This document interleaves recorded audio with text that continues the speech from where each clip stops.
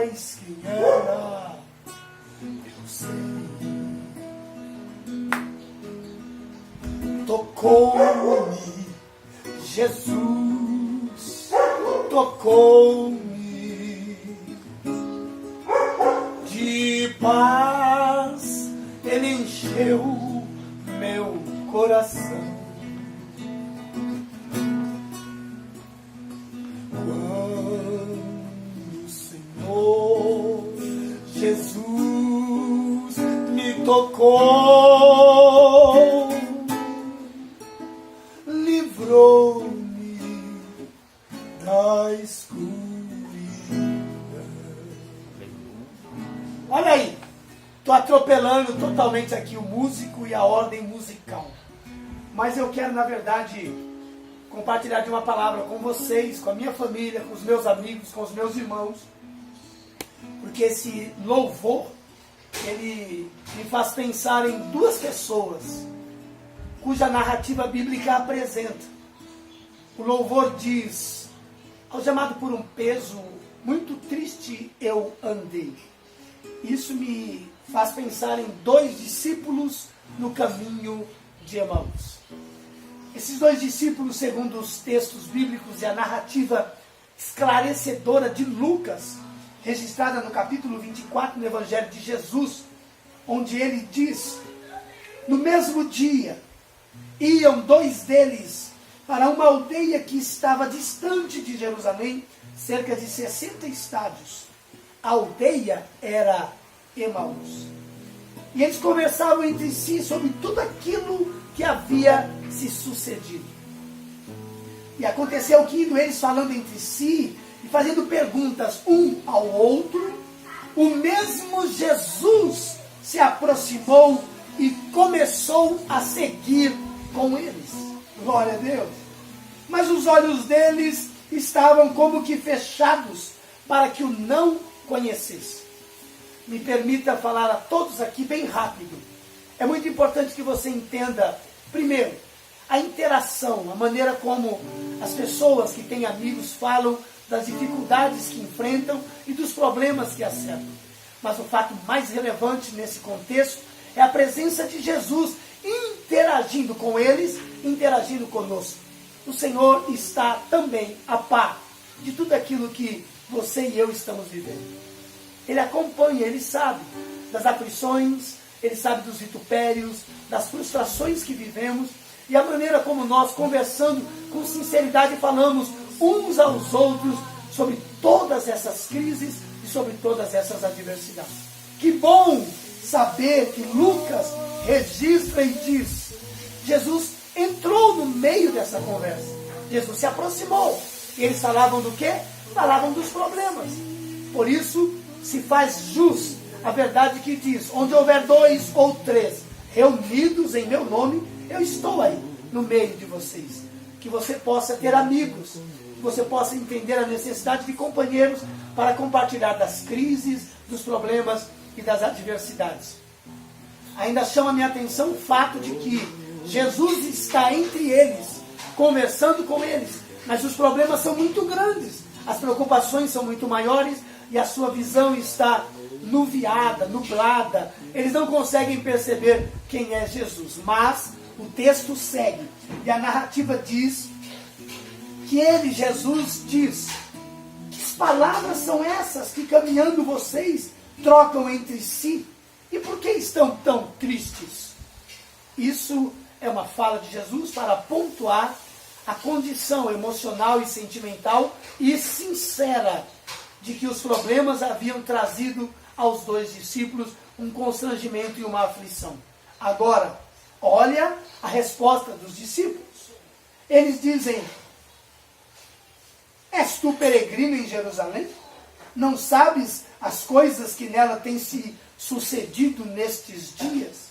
Ou seja, por acaso não estáis a par da realidade que nos envolve, da crise que nos sucede, dos problemas que existem dentro de Jerusalém? Olha que interessante, como os discípulos conseguem enxergar a relação entre a morte de Jesus, o sacrifício de Jesus e a realidade da cidade de Jerusalém. É como se eles estivessem dizendo, há uma violência, fazendo nos lembrar das falas de Abacuque. Até quando gritarei violência, violência, e tu não ouvirás?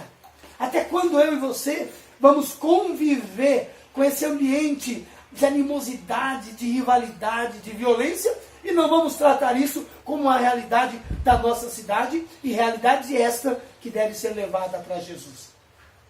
Por que que nós vamos nos ater apenas a falar das questões que são pertinentes a nós, e não tratar a realidade ao nosso redor como a nossa realidade? A igreja não pode ficar quieta, o crente não pode ficar quieto, ele precisa interagir com as suas adversidades. E os discípulos estão dizendo, isso está diante dos nossos olhos. Agora, ele então lhe perguntou, quais? E eles disseram, as que dizem respeito a Jesus o Nazareno, que foi um profeta poderoso em obras e palavras diante de Deus e de todo o povo. A alegria dos discípulos em falar acerca de Jesus, para Jesus, era maravilhosa e digna de ser escrita pelos evangelistas. E aí então, ele vai e continua dizendo, e como os principais dos sacerdotes e os nossos príncipes o entregaram à condenação de morte e o crucificaram. Os discípulos estão chateados e entristecidos, porque eles entendem que Jesus foi vilipendiado, foi aviltado, foi de maneira trágica, entregue para ser crucificado, e eles sabiam que Jesus Cristo não merecia aquela crucificação. Eu quero deixar para você esse pensamento. Você conhece alguém que está sendo martirizado injustamente? Você fala sobre alguém que está sendo mal falado injustamente? Como você trata isso? Você trata com passividade a ideia de que alguém perto de você está sendo maldito, está sendo feito pronunciamentos que não condizem sobre ele? Como você trata isso? Os discípulos estão entristecidos e estão dizendo, isso é uma injustiça e nós não podemos concordar. A história segue e ele então diz assim, e nós esperávamos que fosse ele que remisse Israel, mas agora com tudo isso, já foi o terceiro dia desde que essas coisas aconteceram. Olha o pesar, a tristeza que os arremetem a um passado próximo, 3 dias, mas eles estão tão entristecidos que não conseguem perceber que o Senhor é poderoso para cumprir a sua palavra, porque ele havia dito, eles podem destruir esse templo, mas ele há de ser reerguido, glória a Deus. A história segue, eu vou adiantar, dizendo a vocês isso aqui, ó. Aqui está, olha. Verso 29 do capítulo 24.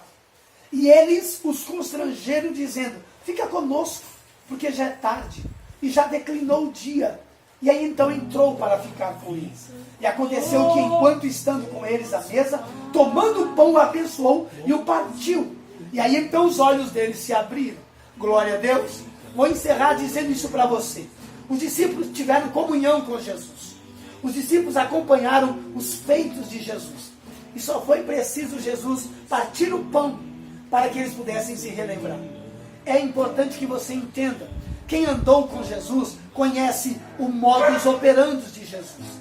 Ele opera, ele faz, ele acontece. Amém? Então, nós vamos encerrar cantando esse louvor.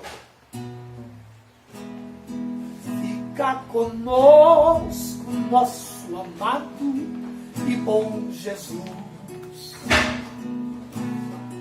Fica conosco pelo seu imenso amor. Como os discípulos lhe pediram no caminho de Emaús, fica conosco, nosso amado Jesus. Que ele possa estar essa tarde na sua casa, na sua empresa, no meio da sua família, na rua onde você está ouvindo esse vídeo. Que o Senhor possa lhe garantir que a sua presença é reconfortante. Fica conosco, Jesus.